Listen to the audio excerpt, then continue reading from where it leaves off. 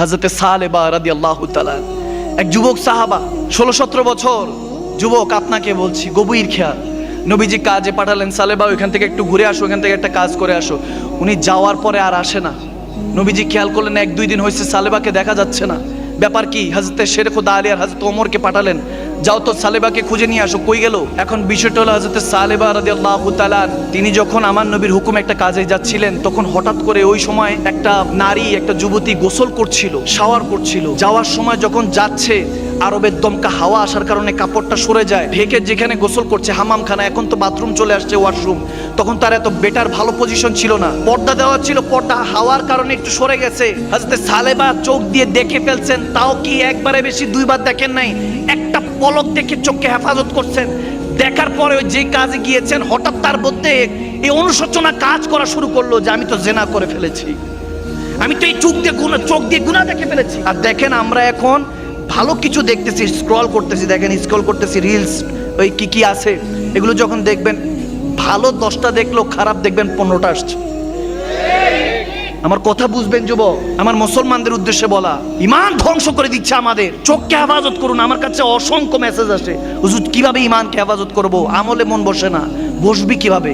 আপনার ব্রেন সেকেন্ডে চেঞ্জ হচ্ছে। একটা 15 সেকেন্ডের রিলস দেখলেন, দুঃখ কাঁদতেছে দেখলেন, এরপরে ঠাস করে দেখবেন একটা ফানি হাসি, ব্রেনটার মধ্যে এফেক্ট পড়ছে। তো আপনি কিছুক্ষণ 15 সেকেন্ড দুঃখ দেখলেন, আবার 15 সেকেন্ড দেখবেন হাসি খুশি, তারপর 15 সেকেন্ড দেখবেন একজনকে অপমান করছে। এগুলো কিন্তু আপনি প্রতি মুহূর্ত দেখছেন। আপনাকে বুঝতে হবে আমি যেটা বলতেছি। হযরত সালেবা রাদিয়াল্লাহু তাআলা 1 সেকেন্ড একটা পলক জাস্ট দেখছেন, হয়তোবা পর্দা সরে গেছে, গোসল করছিলেন, ওই নারী সরে গেছে, উনি 1 সেকেন্ড দেখে চোখকে হেফাজত করছেন, কিন্তু মনের মধ্যে অনুশোচনা, আমি দয়াল নবীর উম্মত। কি উত্তর দিব আল্লাহর কাছে? কি উত্তর দিব?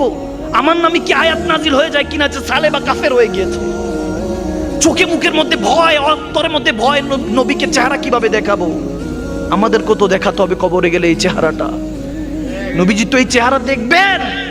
যদি নবীজি বলেন লা তুই চিনি নেই উম্মতকে, কাফের, মুশরিক, সে বেঈমান, সে কাযযাব, সে জিনাখোর, কি উত্তর দিবেন?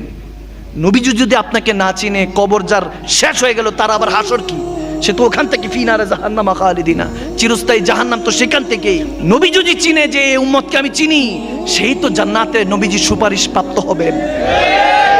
ভাইরা আমার, যখন সালেবা রাদিয়াল্লাহু তাআলা, বুখারী শরীফে হাদিস বলছি, চোখের কান্নায় যখন তিনি ভেঙে পড়লেন, আড়ালে চলে গেলেন আমার নবীর হুকুমে। হযরত আলী, হযরত ওমর যখন খুঁজতে গেলেন, খুঁজে দেখতেছেন হযরত সালেবা কাঁদতে কাঁদতে 2-3 দিনে না খেয়ে এরকম পাতলা রোগা হয়ে গেছে, কাঁদতেছেন। শেরে খুদা আলীকে দেখে ভয়ে চোখ মুখ লুকিয়ে ফেললেন, ভয়ে চোখ, কাঁদতেছেন, কান্না কোনো স্টপ, নন স্টপ কান্না করছেন। হযরত ওমর জিজ্ঞেস করলেন ধরে সালেবাকে, সালেবা কি হয়েছে? হোয়াট হ্যাপেন, কি হয়েছে? বলে ইয়া ওমর, আমার উপর মনে আয়াত নাজিল হয়ে গেছে না, আল্লাহ মনে হয় জিবরিল আমিনকে পাঠাই দিয়েছে যে সালেবা তো কাফের হয়ে গেছে, গুনাহগার হয়ে গেছে, জাহান্নামী হয়ে গেছে। কাঁদতেছেন হযরত ওমর, হযরত আলী বলেন কি হয়েছে, কি সমস্যা কি? তখন তিনি একটু খুলে বলেন, বলে তোমাকে নবীজি ডেকেছেন যাওয়ার জন্য।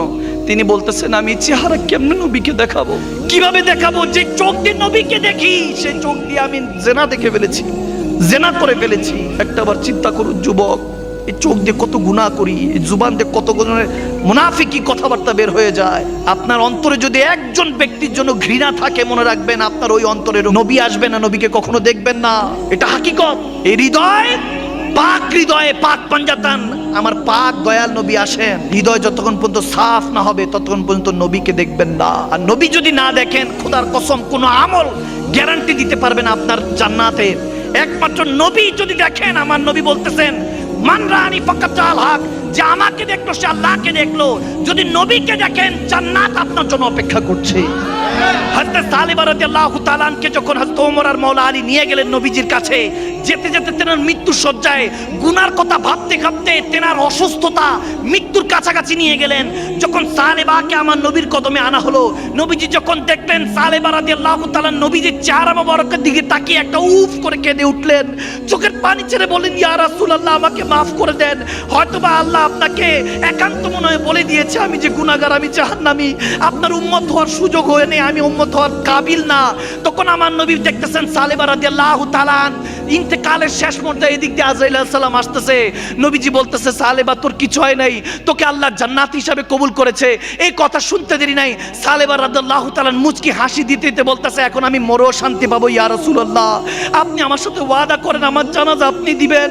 নবীজি বলতেছে সালেবা যে চোখের হেফাজত করেছে, যে চোখ দিয়ে নবী আমি নবী মুস্তাফাকে দেখবে এবং আল্লাহকে দেখবে ভেবে এই প্রেম এই ভালোবাসা দেওয়ার জন্য যে জীবন উৎসর্গ করে দিয়েছে, সালেবা টেনশন করিস না, তোর জানাজা আমি দিব, তোর কবরে আমি আসবো, হাসরে আমি শাফাত করে তোকে আমার সাথে জান্নাতে নিয়ে যাবো। সুবহানাল্লাহ। This is the gift from রাসূলুল্লাহ সাল্লাল্লাহু তাআলা আলাইহি ওয়াসাল্লাম। এটা হলো গিফট আপনার জন্য।